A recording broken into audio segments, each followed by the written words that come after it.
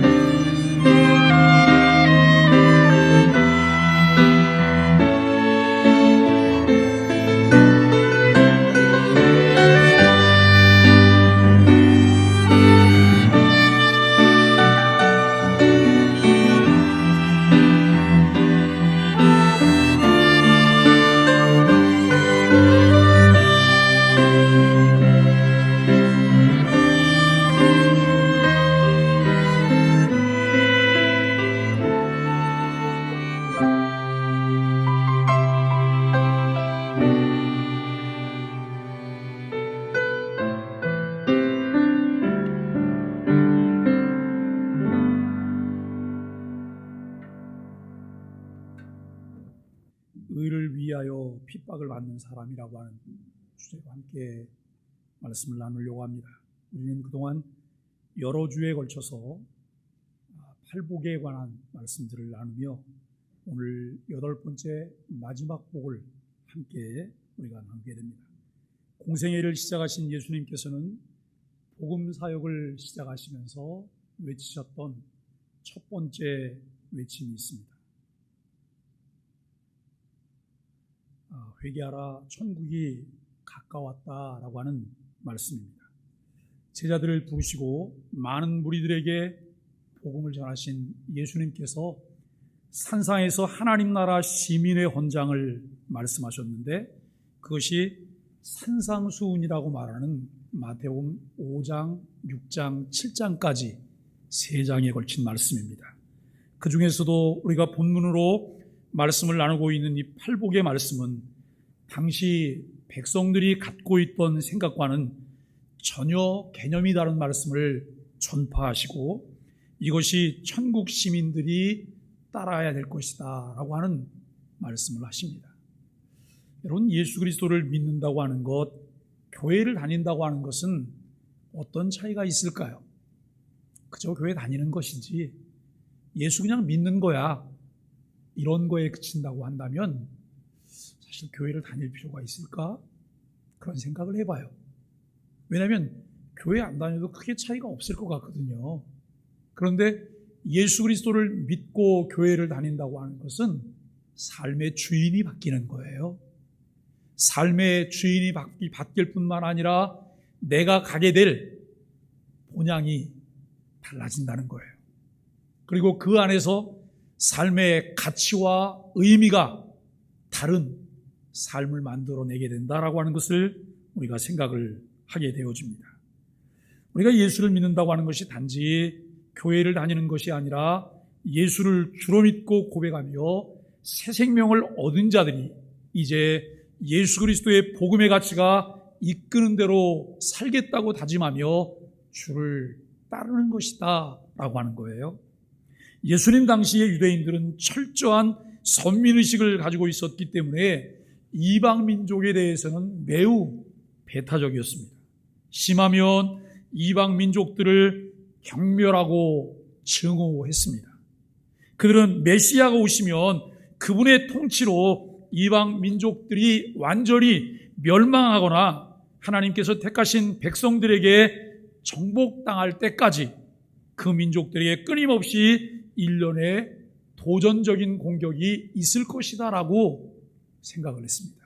메시아가 오시면, 메시아가 오셔서 우리가 패권을 지게 되면 이방 민족들보다 우리가 압도적으로 우위에 있을 것이고 그들을 지배하게 될 것이다. 그들은 결국 망하게 될 것이다 라고 하는 이런 생각들을 가졌다고 하는 것이죠. 그런데 정작 메시아이신 예수님은 새로운 시대의 도래를 말씀하시면서 새로운 시대의 정신을 말씀하시는데 그들이 생각하는 것과는 너무나 다른 말씀을 하시는 거예요. 예수님이 잘못되신 걸까요? 아니면 예수님이 뭘 잘못하신 걸까요? 예수님을 메시아로 받아들이는데 그와 같은 것들이 걸림돌이며 혼란을 야기하는 요소가 된다는 거예요. 이들이 생각했던 메시아는 정치적인 메시아예요. 그야말로 상징적인 백마를 타고 천하를 호령하면서 여러분 그 당시 패권을 쥐고 있던 로마를 압도하고 자기들을 그 억울함으로부터 구원해 줄 것이라고 하는 생각을 가졌어요. 정치적인 메시아관이 얼마나 이들을 피폐하게 만들고 또 그 마음 가운데 많은 혼란을 가져다 줬을까라고 하는 생각들을 하게 됩니다. 자신들이 이해한 메시아와 메시아로 오신 예수님의 가르침에는 많은 차이가 있기 때문에 혼란스러운 것은 너무나 당연합니다. 여러분, 신앙생활을 하면서 우리는 자주 이것을 물어봐야 돼요. 우리는 어디에서 누구에게 가르침을 받았을까? 어디에서 누구에게 가르침을 받았을까? 우리 목회자들도 같은 목회자끼리 이야기를 하면서 몇 마디 이야기를 나눠보면 그분이 가지고 있는 신학 사상이 드러나는 것을 보게 돼요. 아, 이분은 자유주의적인 성향을 가지고 있구나. 이분은 굉장히 보수적이야. 이분은 근본주의자야. 그 차이가 있어요. 여러분, 목회자들이 차이가 있다면 목회자들을 통해서 교우들에게 선포되는 메시지와 가르치는 이 내용들이 분명히 다를 것이라고 하는 거예요. 성경을 어떤 관점에서 이해하고 성경을 어떤 관점에서 해석하고 어떤 관점에서 무엇을 강조하고 있는지에 대해서 많은 차이가 있다라고 하는 것을 생각해 봐요. 우리는 신앙생활을 하면서 어디서 누구에게 가르침을 받았는지가 중요한 이유는 처음 기초를 잘못 놓으면 모든 것을 다시 정리해야 되기 때문에 그래요. 우리가 여러분 건물을 지을 때에도 차라리 신축하는 것이 쉬워요. 신축하는 것이. 개축을 할 때, 증축을 하거나 리모델링을 할 때 여러분 뼈대를 살려야 될 것 아니겠어요? 제가 그전에 어떤 분이 집을 개축하는데 그 개축하는 걸 보면서 야, 참 이건 눈 가리고 아웅이구나 이런 생각을 했어요. 건물을 신축하려고 하면 그 법조항들이 복잡해져서 옆집과 거리를 많이 떼야 되고 이것저것 주차장 확보나 이런 것들이 어려운 거예요. 그러니까 본래 있던 주택을 개축을 한다 그래요. 개축을 하는데요, 뼈대만 남겨놓고 싹 다 뜯어 고치더라고요. 어떤 경우는 밑에 기초석만 놔두고 완전히 다 새로 짓는 거예요. 그런데 이것은 새로운 건축법에 저촉이 되지 않는 거예요. 그런데 그렇게 짓는 것을 보면서 야, 완전히 새 집을 져놨네. 완전히 새 집을 져놨네. 여러분, 그럴 경우면 쉬워요. 그런데 골조들을 남겨두고 골조에 맞춰서 이제 뭔가 모양을 갖추려고 하면 그것이 더 어렵다는 거예요.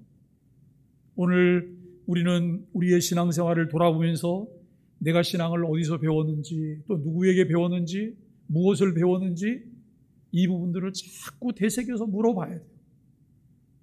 내가 배운 것이, 내가 신앙생활하고 있는 것이 정말 성경의 가르침대로 신앙생활하고 있는 것인지, 아니면 성경의 가르침과는 관계없이 내 나름대로 그냥 종교생활을 하고 있는 것인지, 이것은 아무리 열심히 해도 우리에게 좋은 열매를 가져다 주지 않을 거예요. 아무리 기다려도 거기에서 우리가 여러분 기대했던 열매를 얻을 수가 없을 것이라고 하는 말씀입니다. 새로운 시대를 이제 여시는 예수님의 오심을 축하하던 천사들의 노래가 암시하는 것이 무엇일까요? 지극히 높은 곳에서는 하나님께 영광이요, 땅에서는 기뻐하심을 입은 사람들 중에 평화로다라고 말씀을 해요. 우리는 팔복 말씀을 나누면 마지막 8번째 복을 묵상하게 되었습니다. 하나님 나라 백성들의 시민 헌장으로 말씀하신 팔복은 예수 그리스도의 복음의 가치를 따르는 백성된 자들의 성품을 설명하고 있어요. 이 말이 무슨 말이겠어요? 예수 그리스도를 믿게 되면 예수 그리스도를 우리의 구주로 받아들이고 그분을 주인으로 모셨기 때문에 여러분, 그분이 내 안에서 일하세요. 우리가 그분의 영향을 받아서 그분의 성품을 닮아가는 것이 그리스도를 믿고 따르는 것이라고 하는 거예요. 예수님께서는 그 속에서 하나님의 역사가 이루어진 사람들의 맨 처음 체험의 순서대로 그것을 설명하십니다. 우리가 여러분 팔복 중에 처음 4가지 성품은 그들의 마음 속에서 부정적인 은혜들로 시작되고 있는 것을 보게 돼요. 오만이 아니라 마음의 가난을 깨닫게 하는 것이고, 그것들은 자기만족이 아니라 자신의 영적 상태를 애통해 하는 것이며, 그것들은 방자함이 아니라 온유고, 그것들은 독선이 아니라 주님의 의에 줄이고 목말라 하는 것이라 라고 하는 거예요. 정말 우리가 하나님의 새 백성이 되어서 예수 그리스도께서 선포하시는 새로운 하나님 나라의 시민의 헌장을 선포하실 때 그것이 내가 가져야 될 성품이라고 분명히 내가 믿고 받아들인다면 그 말씀에 나를 비추어 보게 될 거예요. 그 말씀과 나를 비추어 보고 이건 내가 좀 다르네? 그러면 무엇을 고칠까요? 예수님이 주신 시민 헌장인 팔복의 내용을 고칠까요? 아니면 그것을 따르지 못하고 있는 내 성품을 고쳐야 할까요?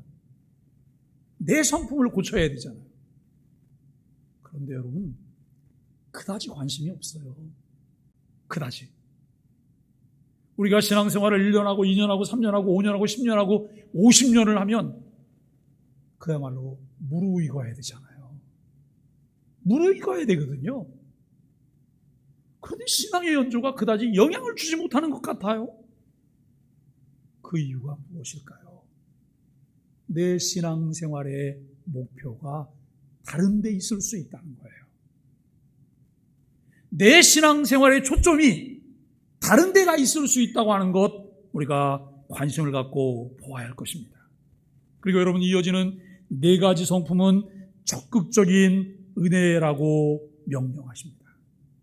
하나님의 긍휼하심을 경험하였으므로 다른 사람들을 긍휼히 여기게 되고 영적 성품을 받게 됨으로써 이제 그들은 불순함을 이제 증오하고 거룩함을 사랑할 뿐만 아니라 그리스도의 십자가의 피로 이루어 놓으신 화평 안에 들어가게 됨으로써 그들은 이제 모든 것을 사랑하며 살기 원하게 되는 것이죠. 그리스도인들은 모든 것을 다 희생하며 평화를 사랑하고 추구하는 것이 아닙니다. 그럼 평화를 사랑하고 추구하시죠? 그죠? 평화를 사랑하고 추구하지 않는 분이 하나도 없을 거예요. 그런데 그리스도인들은 이 평화를 사랑하고 추구하기 위해서 모든 것을 다 희생하는 것은 아니라 이 말이에요. 제가 왜 이 부분을 자꾸 강조를 할까요? 아니, 평화를 얻기 위해서 모든 것을 희생해야 되는 것 아닌가? 평화를 얻기 위해서 모든 것을 다 내어줘야 되는 것 아닌가? 우리가 이런 생각을 할 수도 있어요. 여러분, 그러나 모든 것을 다 희생한다면 그것은 거짓 평화입니다. 전혀 평화라고 부를 가치도 없을 수 있다는 거예요. 야고보서 3장 17절 말씀은 위로부터 난 지혜는 첫째 성결하고 그 다음에 화평하고 관용하고 양순하며 긍휼과 선한 열매가 가득하고 편견과 거짓이 없나니라고 말씀을 해요. 여기서 첫째 성결하고라는 말씀을 우리가 주목해 보아야 합니다. 즉 화평은, 평화는 의를 희생하여 구하게 되는 것은 아니라는 말씀이에요. 내가 평화하기 위해서, 내가 화평하기 위해서, 다른 사람하고 화목하기 위해서 의 자체를 희생시킬 수는 없다는 거예요.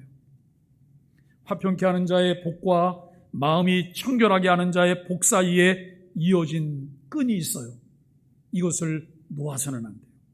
화평케 하는 자, 마음이 청결한 자. 결국 마음을 청결하게 하는 자가 화평케 하는 자가 될 수가 있고, 화평케 하는 자는 마음이 청결함을 통해서 화평을 완성해 갈 수 있다는 말이에요. 마음이 청결한 자의 복은 긍휼히 여기는 자의 복과 똑같이 화평케 하는 자의 복을 제한하고 있어요. 여러분, 내가 마음이 청결하다고 해요. 마음이 청결한 자를 통해서 나타나는 것은 다른 사람을 긍휼히 여기고 불쌍히 여기는 마음이에요. 그래서 그 마음 가운데 그를 향한 자비가 나타날 수 있다라고 하는 것을 우리가 생각을 하게 돼요. 긍휼과 화평이 중요하고 이것을 구해야지만 하나님께서 말씀하시는 긍휼과 하나님이 말씀하시는 긍휼과 화평이어야 된다는 거예요. 내가 다른 사람을 불쌍히 여기고 자비를 베푸는 거 필요해요. 그런데 그것이 하나님께서 말씀하시는 긍휼을 이어야 된다는 거예요. 내가 화평해야 되고 화목해야 되고 평화를 이루어야 돼요. 그런데 이것도 하나님이 말씀하시는 화평이어야 한다라고 하는 것입니다. 히브리서 12장 14절 말씀에 보면 이렇게 말씀합니다. 모든 사람과 더불어 화평함과 거룩함을 따르라 그래요. 모든 사람과 더불어 화평함과 거룩함을 따르라. 왜 화평함만 말씀하시지 않고 화평함과 더불어서 거룩함을 말씀하셨을까요? 거룩함이 가장 중요하기 때문이에요. 우리가 여러분 마음이 하나가 되어 무엇을 위한 하나일까요? 서로 마음이 공조해요. 무엇을 위한 공조일까요? 저 사람은 나하고 잘 통해. 잘 통하는데 도대체 무엇을 만들어내고 있을까요? 우리는 오늘 말씀을 보면서 모든 불필요한 분쟁의 계기를 피해야 한다라고 하는 것을 생각합니다. 그렇다고 진리를 희생하거나 원칙을 양보하거나 의무를 저버려서는 안 된다고 하는 것을 우리에게 말합니다. 여기까지의 내용이 이해되고 받아들여질 때 마지막 8번째 복인 의를 위해 핍박을 받는 자의 복이 이해될 수 있다는 거예요. 나 팔복 다 알아. 다 외워. 팔복 나 다 배웠어. 여러분, 이게 아니에요. 그것이 무엇을 말하는지를 이해하고 내 가슴에 새기고 내가 그 말씀을 쫓아갈 때 그 팔복에서 약속하신 복이 내 것인 거예요. 내가 그것을 잘 이해하고 내 가슴에 새기며 실천하지 못한다면 내 손에 잡은 것 같으나 어느 날 다 그 복은 빠져나가 버리고 말아요. 허탈하죠.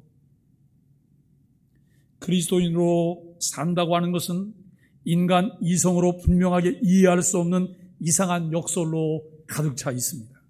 다른 말로 말하면 죄와 허물로 영원히 죽은 자들은 이 삶의 중심이 자기예요. 삶의 중심이 자기이고 자기 중심이고 자기 편의를 위한 삶인데 그리스도인의 삶은 하나님 중심이어야 돼요. 하나님 중심이고 하나님을 사랑함과 같이 이웃을 사랑하는 삶이 되어야 돼요. 여러분, 이것은 하나님의 은혜를 입은 자들이 갖게 되는 영적 지성으로만 이해할 수 있어요. 내가 무엇을 하든지 늘 나 중심이다. 내가 모든 주도권을 가져야 된다. 아직 이 부분에 이르지 못한 거예요. 이 은혜를 깨닫지 못한 거예요. 누군가가 여러분 그것을 위해서 매일 머리를 싸매면서 싸우고 생각하고 여러분 그런다고 생각해 보세요. 이미 그것을 다 지나간 사람들이 그를 볼 때에는 한없이 긍휼히 여기는 마음이 생기는 거예요. 왜요? 저것은 아니기 때문에. 그것은 아직 어린아이와 같은 모습이기 때문에 우리가 그런 모습. 그런데 꽤 많은 사람들이 거기에 걸려서 넘어져요. 사랑하는 여러분, 우리가 신앙생활을 하다가 신앙생활을 포기할 때 무엇 때문에 신앙생활을 포기하시나요? 교회를 다니다가 여러분 교회를 옮겨야 될 때 무엇이 우리를 교회를 옮기게 하나요? 인간관계요? 인간관계는 어디를 가든지 다 있어요. 진리의 문제가 있을 때에는 교회를 옮겨야 될 만한 사유가 되는 거예요. 강단의 선포가 비진리다. 이단적 요소가 있다. 여러분, 거기 계속 앉아서 말씀을 들을 수가 없잖아요. 그러나 다른 요소들 때문에 내가 교회를 옮겨가야 된다든지 신앙생활을 그만둬야 된다든지 이렇다면 지금까지 내가 해왔던 신앙생활을 한번 되새겨 보셔야 돼요. 나는 무엇을 믿었나? 내 신앙은 어떤 것인가? 이런 것들을 우리가 살펴보셔야 합니다. 하나님의 은혜를 깨닫고 이루 말할 수 없는 기쁨과 즐거움을 갖고 살아가는 그리스도인들이 갖는 것을 말하게 되는 것인데, 그리스도인들은 화평을, 타협을 전제로 하지 않는다는 거예요. 그리스도인들은 화평을 원하지만 그것을 타협을 전제로 화평을 만들어내지 않아요. 양보할 수 있는 모든 것은 양보하고 희생할 수 있지만 거절해야 될 진리에 관한 문제들이 있습니다. 교회와 그리스도인들은 화평을 갈망하지만 이 화평은 의에 근거한 청결한 화평이어야 된다는 거예요. 오늘 본문은 의를 위하여 핍박을 받는 자를 말씀하고 있는데 핍박이 아닌 것은 무엇이 있을까요? 핍박이 아닌 것. 그리스도인들이 담당하고 있는 이들 중에 자신의 과실이나 무지로 인해서 이루어진 실수로 어려움을 당하게 되는 것을 우리가 때로는 핍박을 받는다라고 말. 이것은 핍박이 아니라 처벌이에요. 핍박과 처벌은 다르죠. 내가 어떤 일을 맡고 있는데 그 일에 실수가 생겼어요. 내가 과실이 생겼어요. 그래서 그것 때문에 어려운 일을 만났어요. 이것을 우리는 핍박이라고 말하면 안 돼요. 이것은 처벌입니다. 여러분, 핍박이란 좋은 일을 한 것에 대하여 나쁜 사람에게 받는 거예요. 처벌은 나쁜 일을 한 것에 대하여 좋은 사람으로부터 받는 것이 처벌이에요. 핍박과 처벌의 차이를 우리가 분명하게 개념 정리를 해보는 것이 우리에게 필요하죠.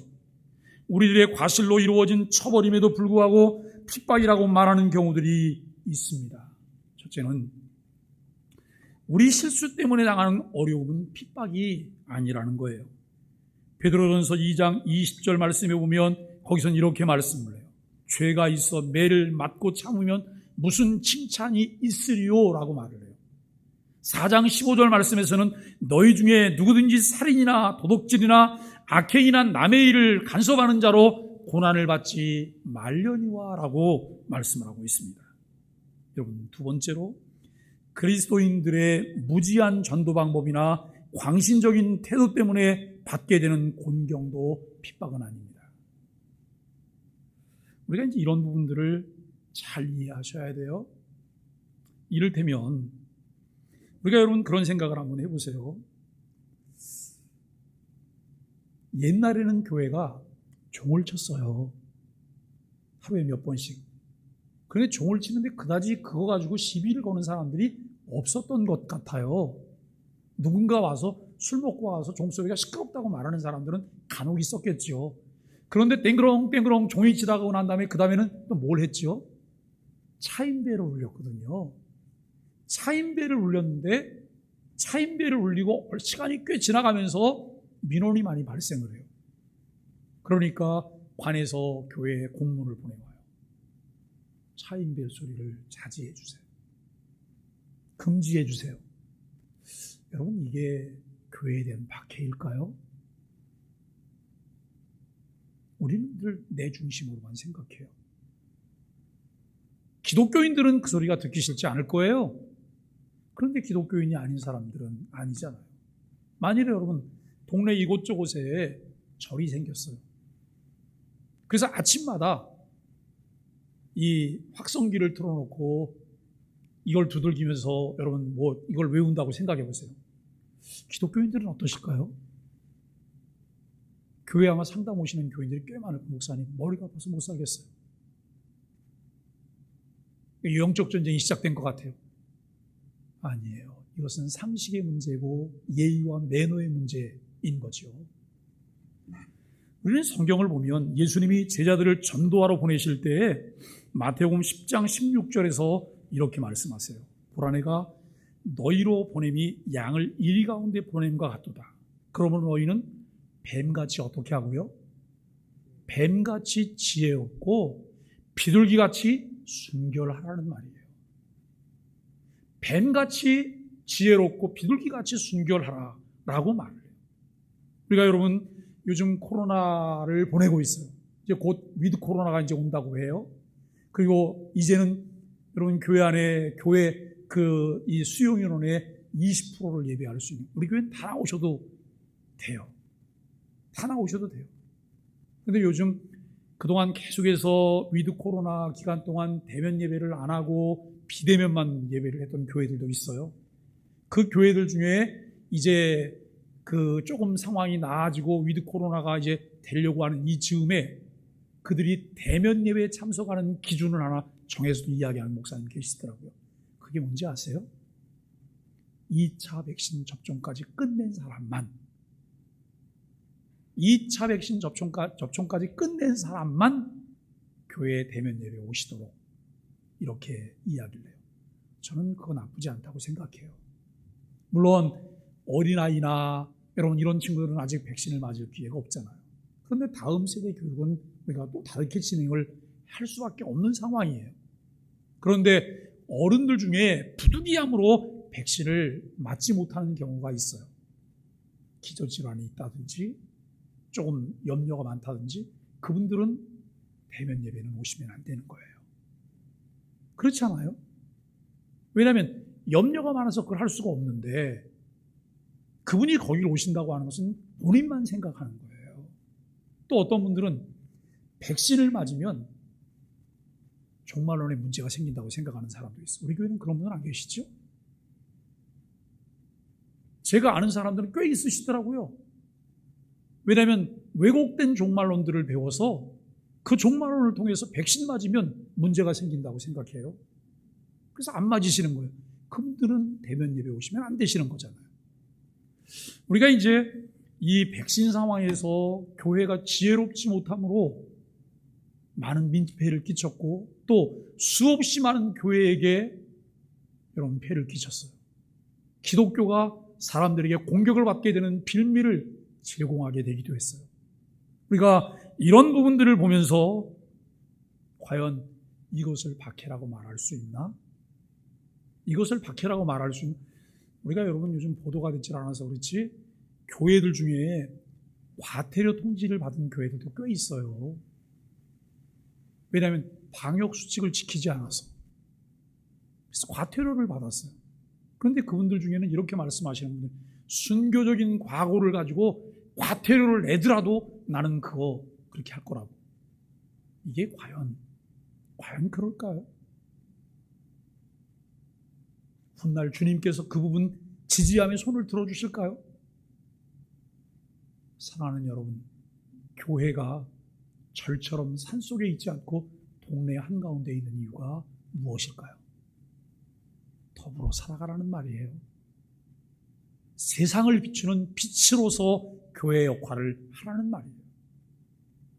늘 우리가 때로는 진리 안에서 그들과 소통이 되지 않지만 그들 안에 여러분 우리가 덕을 끼치는 것을 통해서 진리로 다가갈 수 있는 기회를 만들어내는 일들이 필요해요. 세 번째로 정치적인 이유로 받는 핍박도 아니라는 것입니다. 성경은 사회적 정의를 가르칩니다. 그러나 본문이 말하는 의가 사회적 정의를 가르치는 것은 아닙니다. 도덕적인 의를 말하는 것도 아닙니다. 나를 인하여 너희를 욕하고 핍박하고 거짓으로 너희를 거스려 모든 악한 말을 할 때에는 너희에게 복이 있느니라고 말씀하는데 여기에서 말하는 의는 그리스도를 말하는 거예요. 그리스도 때문에 그리스도를 인하여 핍박을 받는 것을 말하죠. 성경이 말하는 의를 위하여 핍박을 받는 것은 주님을 위해서 받는 핍박입니다. 우리가 순수하게 주를 위하여 핍박을 받을 때에만 본문에 근거한 핍박이라고 말할 수 있습니다. 우리와 주님과의 관계, 우리가 주님을 믿고 살아가는 삶의 질로 인해서 받는 핍박이 성경이 말씀하는 핍박입니다. 디모데후서 3장 12절 말씀에는 이렇게 말씀해요. 무릇 그리스도 예수 안에서 경건하게 살고자 하는 자는 핍박을 받으리라. 이런 예는 어떠실까요? 우리가 경건하게 살고자 하면 주일 성수를 더 잘 해야 되잖아요. 그런데 주일날 안 믿는 형제 간에 조카가 결혼을 한다고 청첩장이 왔어요. 그런데 이분이 단호해요. 나는 주일날은 예배 가야 된다고. 나는 안 간다고. 그래서 정말 안 갔어요. 나중에 집안 식구들로부터 이건 말할 수 없는 왕따를 당하고 욕을 먹고 어려운 일을 당했어요. 그랬더니 이분이 신앙생활하기가 이렇게 어려워. 내가 이렇게 핍박을 당했다고. 여러분, 이게 정말 핍박일까요? 뱀같이 지혜롭지 못하기 때문에 생긴 일이에요. 그 형제가 나를 의식하지 않고 주일날로 결혼 날짜를 잡는 것 자체도 내가 영향력이 없다는 얘기이기도 하고요. 만일에 그 영향력이 없어 그렇게 잡았다고 한다면 나는 사전에 거기에 가정을 방문해서 정중하게 축하하고 축의금 전달하고 전후 사정을 설명하셔야 되는 거예요. 섭섭한 듯한 표정을 짓지만 그다지 섭섭해하지 않아요. 왜요? 해야 될 도리를 다 했기 때문에. 결혼식을 하면서 여러분, 결혼식을 알리는 이유가 많은 사람들이 오셔서 축하해 줘야 되지만 진정 축하를 원하는 것이 무엇일까요? 품앗이 부조요. 가장 원하는 품앗이 부조가 있는데 부조도 안 해? 이건 아니라는 얘기예요. 지혜롭게 하시면 피해 가실 수 있으세요. 얼마든지. 그런데 내가 여러분 그런 지혜로움을 발휘하지 않아서 어려운 일을 당해요. 그러고 나서는 뭐라고 말하냐면 내가 핍박을 받고 있다. 내가 환난을 당하고 있다. 이것은 오히려 하나님의 영광을 가리우는 일이다라고 우리가 생각을 할 수 있을 것입니다. 우리는 오늘 여기 무릇 그리스도 예수 안에서 경건하게 살고자 하는 자는 핍박을 받으리라라고 말을 해요. 예수님 때문에 삶이 변화되어 이제 믿음으로 살며 말씀에 순종하며 변화된 삶을 추구하다가 받게 되는 핍박이죠. 아벨은 하나님 말씀에 순종하여 믿음으로 더 나은 제사를 드린 것 때문에 가인으로부터 박해를 받았고 순교를 하게 되었어요. 어떻게 보면 이유 없는 박해를 받은 거잖아요. 이유 없는. 가인이 정말 하나님께서 원하시는 대로 예배하지 않고 하나님이 받지 않은 것 때문에 가인에게 분풀이, 아벨에게 분풀이를 하고 있는 거예요. 히브리서 11장 믿음장이 소개하는 믿음의 용사들의 모습을 살펴볼 수 있는데 그것으로 인하여 받게 되는 핍박들이 있습니다. 모세는 애굽의 보화와 죄악의 낙을 누리는 것보다 하나님의 백성과 함께 고난받는 것을 더 좋아했습니다. 그리스도를 위하여 받는 능력을 이집트의 보화보다 더 값진 것으로 여겼습니다. 그 이유가 무엇일까요? 그는 상주심을 바라보았기 때문이에요. 믿음으로 상주심을 바라보았기 때문에 그 일이 가능했다라고 하는 것을 우리는 생각을 해 보아야 될 것입니다. 바벨론 포로지만 궁궐에서 주는 진미를 먹으며 살 수 있었지만 하나님의 백성으로 살기 위해 뜻을 정했던 다니엘이나 왕의 신상 앞에 절하면 탄탄한 자기 길이 보장되어 있지만 신앙적인 타협을 하지 않기 위해서 그것을 거절하고 신앙의 길을 택했던 사드락과 메삭과 아벳느고를 우리가 보게 돼요. 수많은 신앙의 선조들이 더 나음의 유혹 속에서도 타협하지 않고 경건을 선택하고 그리스도를 위한 의를 선택하며 살았던 이유는 무엇일까요? 믿음으로 사는 자에게 주어지는 상주심을 바라보았기 때문입니다. 믿음이 없이는 하나님을 기쁘시게 못하나니 하나님께 나아가는 자는 반드시 그가 계신 것과 자기를 찾는 자들에게 상 주시는 이심을 믿어야 할지니라 라고 말씀을 해요. 의를 위해 산다는 것은 주를 위해 산다는 것입니다. 의를 위해 핍박을 받는다는 것은 주님을 위해서 핍박을 받는다는 말입니다. 여러분, 진정 우리가 참 우리에게 필요한 것이 무엇일까요? 왜 하나님께서 그리스도인들이 핍박받는 것을 허용하실까요? 첫째는 진정한 그리스도인들을 구별하기 위해서입니다. 마태복음 13장에 나오는 네 가지 마음밭을 봐요. 길가, 돌밭, 가시밭, 옥토밭, 네 가지가 나와요. 그런데 여러분, 돌밭과 같은 마음은 말씀을 들을 때 즉시 받아요. 즉시 받아서 기쁨도 있어요. 그런데 그 속에 뿌리가 없기 때문에 잠시는 견디지만 환난이나 핍박이 올 때 넘어지게 된다는 거예요. 가시밭과 같은 마음은 염려와 근심이 많을 때 견디지 못하고 넘어지게 되지만 옥토와 같은 마음밭은 어떨까요? 모든 것을 잘 견뎌내요. 모든 것을 잘 견뎌내고 결실을 하게 된다라고 하는 거예요. 핍박은 알곡과 가라지를 구별하는 하나님의 방법이에요. 신앙생활 하시면서 잘 생각해 보셔야 돼요.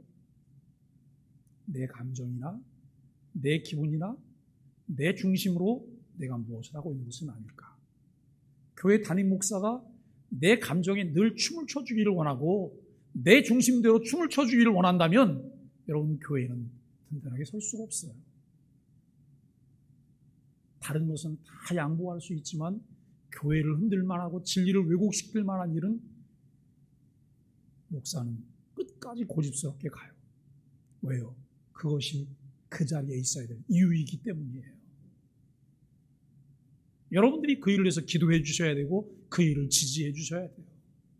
그런데 여러분, 그 일을 지키려고 하는 것이 목회자에게는 고난이에요.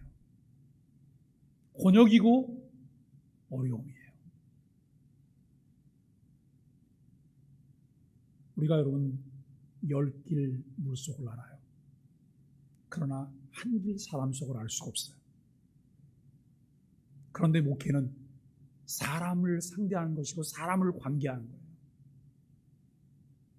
제가 어제 저를 찾아왔던 손님들하고 이야기하다가 차를 마시다가 그런 얘기를 했어요. 아무도 믿지 않아요. 이거 여러분 치명적인 얘기 아니에요?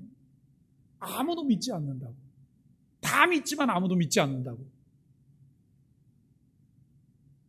믿음의 대상은 하나님밖에 없으세요. 사람은 믿음의 대상이 아니에요. 사랑의 대상이에요. 사랑의 대상이에요. 그런데 아프고 힘들고 견디기 어렵다고 그 자리를 피해버리면 나는 일생 동안 피하다가 끝나게 될 거예요. 제가 처음 직장을 가게 됐어요. 어릴 때. 그런데 제 형님이 저한테 그런 얘기를 했어요. 순홍아, 직장을 다닐 때 꼭 마음에 기억해야 될 게 있어. 뭐냐고 물어봤어요. 그랬더니 이렇게 얘기하더라고요.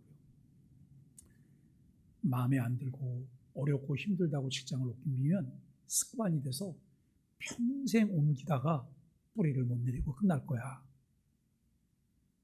참고 견뎌야 돼. 그리고 직장을 옮기는데 어떤 사람은 그 다음 직장을 정하지도 않고 직장을 옮겨서 꼭 텀이 생긴다는 거예요. 그러면 안 되고 내가 꼭 옮겨야 되겠거들랑 직장에도 얘기하고 그 다음에 내가 갈 수 있는 자리를 정하고 그 다음에 옮겨가야 돼. 저는 평생 제 마음에 그게 남아있어요. 평생. 여기서 이걸 못 이기면 나는 이 고비를 넘어갈 수 없어. 여기서 이것을 못 이기면 나는 더 나은 것을 얻을 수 없어. 저희 형님은 음악을 하는 사람이잖아요. 지금도 원시인처럼 살아요. 자기 핸드폰이 없어요. 유선전화만 사무실에 두고 매일 앉아서 곡을 쓰고 있는 거예요. 곡 쓰고 악기 연습하고 곡 쓰고 악기 연습하고 가르치고. 전화를 해도 본인이 곡을 쓸 때는 전화를 안 받아요. 그러면서 뭐라고 필요하면 또 하겠지 그래요. 필요하면 또 하겠지. 그래서 우리는 무소식이 희소식이라 그래요. 근데 여러분, 고비를 넘기지 못하면 그 다음 과정으로 나갈 수가 없음을 우리가 생각을 하게 돼요. 두 번째는 왜 핍박이 있을까요? 거룩한 성품을 완성하기 위해서입니다. 히브리서 기자는 2장 10절을 통해서 이렇게 말을 해요. 저희가 잠시 자기의 뜻대로 우리를 징계하거니와 오직 하나님은 우리의 유익을 위하여 그의 거룩하심에 참여케 하시느니라라고 말씀하고 있습니다. 핍박은 매우 아프지만 그리스도인의 거룩한 성품을 연단하는 하나님의 방법으로 쓰여질 뿐만 아니라 핍박이 올 때 그리스도인들의 인격은 훈련이 되어진다는 거예요. 성경은 환난은 인내를 낳고 인내는 연단을, 연단은 소망을 낳는다라고 로마서 5장을 통해 말씀합니다. 핍박과 환난 중에도 기뻐하며 즐거워할 수 있는 이유는 환난이 합력하여 선을 이루며 이 선은 그리스도 예수의 인격을 우리 속에 갖게 한다라고 하는 것이죠. 서양 속담에 이런 재미있는 속담이 있더라고요. 흐르는 시냇물에서 돌들을 치워버리면 시내는 노래를 잃어버린다 그래요. 물이 흐르는데 돌들이 있어요. 이 돌에 부딪히면서 여러분 거기서 생겨지는 파열음들이 있잖아요. 이 노래를, 이 돌들을 치워버리면 물은 시원하게 흐르지만 노래는 없어진다는 거예요. 우리가 돌들이 있기 때문에 시냇물은 흘러가면서 노래를 만들어내는데 고난이 있기 때문에 그리스도인들이 고난을 이겨내며 예수 그리스도를 닮는 하나님의 형상을 회복하게 된다는 것이죠. 점진적 성화를 갈망하는 그리스도인들에게 시편 기자의 고백이 큰 힘이 됩니다. 시편 기자는 시편 119편 67절과 71절을 통해서 고난당하기 전에는 내가 그릇 행하였더니 이제는 주의 말씀을 지키나이다. 고난당한 것이 내게 유익이라 이로 인하여 내가 주의 율례를 배우게 되었나이다 라고 말을 합니다. 세 번째, 핍박은 오히려 주님을 체험하는 기회를 만들어줍니다. 예수님께서는 아무든지 나를 따라오려거든 자기를 부인하고 자기 십자가를 지고 나를 좇을 것이니라 라고 말을 합니다. 예수님을 믿고 따르겠다고 많은 사람들이 나서지만 그 길은 결코 호락호락하지 않습니다. 넓은 문으로 들어가는 길이 아니기 때문입니다. 좁은 문으로 들어가는 길이어서 찾는 이가 많지 않습니다. 교회 생활을 하며 우리가 기득권을 유지하기 원하고 무엇인가 주도권을 갖고 행사하기를 원합니다. 예수님은 오히려 자기를 부인하는 자리로 가라고 말씀합니다. 그리고 자신에게 주어진 십자가를 지라고 말씀하세요. 여러분, 교회 생활을 하거나 우리가 어떤 공동체에서 함께 생활을 하다 보면 시간이 지나감에 따라서 우리가 물러가야 될 자리들이 있어요. 또 공동체의 신선함과 순함과 새로움을 위해서 여러분 나이가 드신 분들이 자리를 비켜줘야 될 때가 있어요. 이게 참 어려운 일이잖아요. 그럼에도 불구하고 그 일들은 필요해요. 우리가 사람을 찾는 거예요. 적임자를 찾아서 훈련하고, 우리가 만일에 어떤 분이 70인데 한 30이나 40 된 사람이 뭘 하는 걸 보면 마음에 들까요? 전혀 마음에 들지 않아요. 그런데 현명한 사람들은 무슨 생각을 하냐면 내가 저 나이 때는 어땠을까 이 생각을 해요. 내가 저 나이 때는 어땠을까? 담임 목사인 저도 내가 부목사 때는 어땠을까? 내가 전도사 때는 어땠을까? 이 생각들을 참 많이 해봐요. 그렇기 때문에 여러분 세 마디 할 것 한마디로 줄이고 어느 때는 네 마디 할 것 한마디도 안 하고 기다리는 거예요. 기다려주는 것이고 지지해주는 것이고 그러면서 만들어지기를 원하는 이런 마음들을 갖게 되는 것이죠. 우리 주님께서는 자신에게 주어진 십자가를 지라고 말씀하세요. 좀 더 편하고 넓은 길을 찾는다면 그것은 주를 위해 사는 것이 아니라 의를 위해 핍박을 받는 자의 모습은 더더욱 아닐 것이다 라고 하는 것입니다. 말씀을 마무리하며 소아시아 7교회 중 가장 극심한 핍박을 받았던 서머나 교회를 향해서 주님은 이렇게 말씀하셨습니다. 내가 죽도록 충성하라. 그리하면 생명의 멸관을 내게 주리라. 역사가인 필립 샤프는 서머나교회 감독이었던 폴리갑의 최후 순교 장면을 소개하고 있습니다. 화형 직전에 집정관이 내가 만일 로마의 시저를 숭배하고 그리스도를 부인하면 지금까지의 이 박해를 그만두고 특별 대우를 하겠다고 제안을 합니다. 근데 폴리갑이 이렇게 말을 해요. 86년간 나를 해침이 없이 나에게 성실하셨던 나의 왕, 나의 주님, 그분을 지금 내가 부인할 이유가 어디 있겠소? 나는 그를 사랑하오. 나는 그를 사랑하오. 이미 순교한 이들의 시신과 그 시신 사이에 포개져서 화형을 기다리고 있는 그 순간에도 폴리갑은 자신의 신앙을 당당하게 이야기하고 고백할 수 있었다는 것입니다. 세상은 타협할 그리스도인들을 환영할 채비를 차리고 있어요. 그러나 하나님 나라는 의를 위해 박해를 받고 있는 그리스도인들을 환영할 채비를 차리고 있습니다. 이때 여러분, 우리는 어느 편을 택하시겠습니까? 세상을 택하시겠습니까? 아니면 하나님의 나라를 택하시겠습니까?